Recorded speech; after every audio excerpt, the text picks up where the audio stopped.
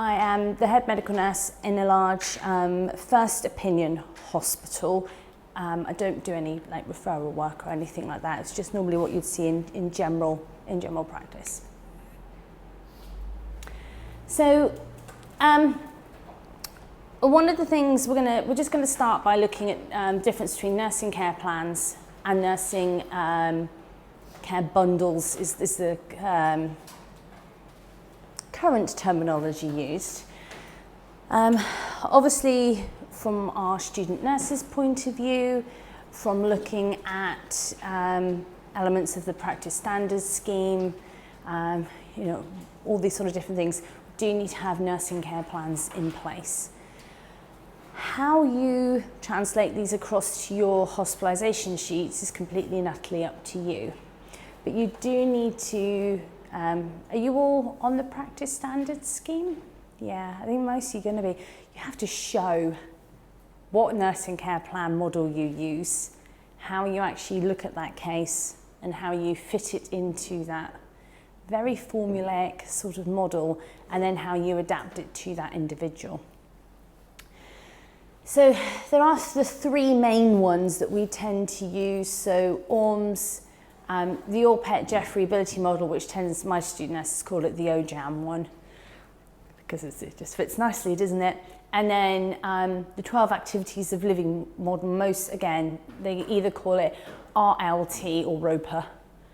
That's what my students tend to call it. I think different colleges tend to have possibly different acronyms and term it differently, but those are the main ones. And what we are finding mainly in practices is that people do tend to use the OJAM nursing care plan model because it's made for veterinary nurses, it's made for veterinary practices, so it really does tick those boxes a lot better. So the OJAM model basically looks at all these different elements, and then it's up to you to sort of question them, and it's up to you to then put your knowledge into answering them.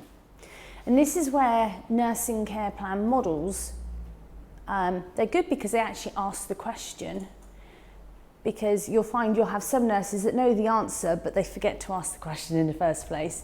You'll have some nurses that know to ask the question but don't have that knowledge yet. Student nurses are a really good example of that. So it's a nice sort of starting point. So the ability model asks all these different questions. Is the animal able to eat, drink, urinate, defecate, breathe normally, maintain body temperature, clean, groom itself, mobilise, sleep, rest? The sleep, rest adequately, yeah, you got my thingy moving, this one here, is really important. Do you have protocols in your ward looking at what time the lights go out at night? Some practices do, some practices don't. Do you have a dimmer switch on your light bulb? I know it sounds really silly, but if you've ever been in hospital yourself, trying to sleep is so difficult. It's almost impossible. And the lights are horrid. They're really bright and they're nasty and there's just so much noise and it's really difficult. So in our practice, we have a policy that from 10 p.m, we have the main lights go off and the dimmer lights go on. So it's nice and peaceful. If you've got an animal that needs critical nursing care, then it gets moved to a specific kennel, which will cause the least disturbance to everybody else. Because sleep and rest is really important. Are they able to express normal behaviour? That can be quite difficult because you might not know what the normal behaviour of that animal is.